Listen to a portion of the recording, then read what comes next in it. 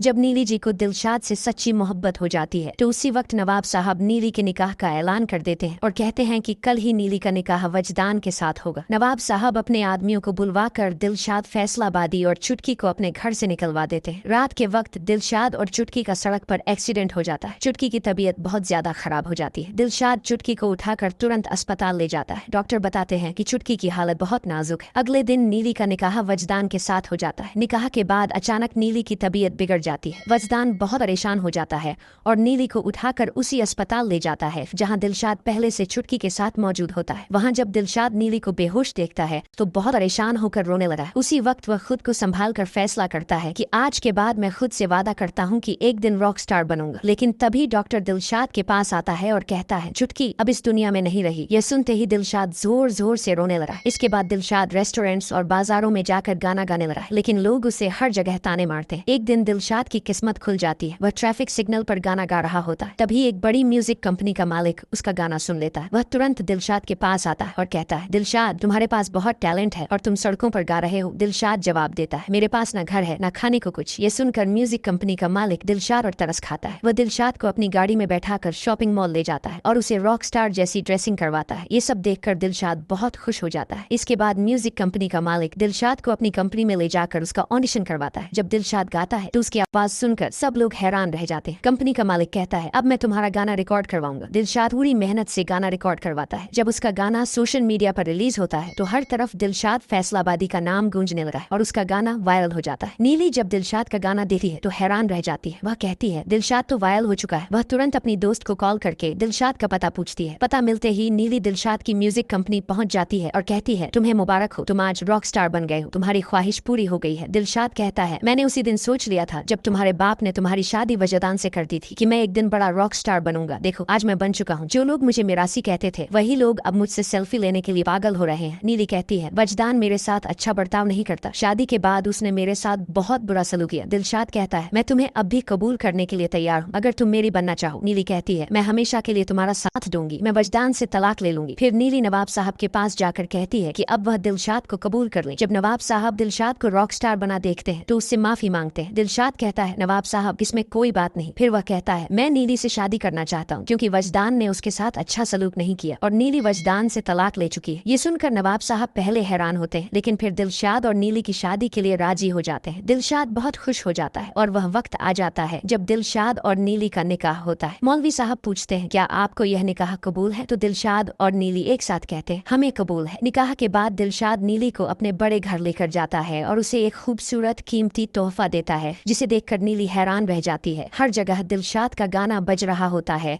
और इस तरह इस ड्रामे की खूबसूरत एंडिंग होती है। अगर आप इस कहानी की आगे की स्टोरी देखना चाहते हैं तो हमारे चैनल को लाइक, सब्सक्राइब और शेयर करना न भूलें।